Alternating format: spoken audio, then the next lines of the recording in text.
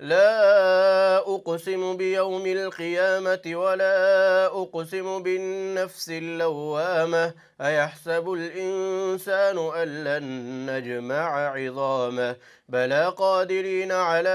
أن نسوي بنانه بل يريد الإنسان ليفجر أمامه يسأل أيان يوم القيامة فإذا برق البصر وخسف القمر وجمع الشمس والقمر يقول الإنسان يومئذ أين المفر كلا لا وزر إلى ربك يومئذ المستقر ينبأ الإنسان يومئذ بما قدم وأخر بل الإنسان على نفسه بصيرة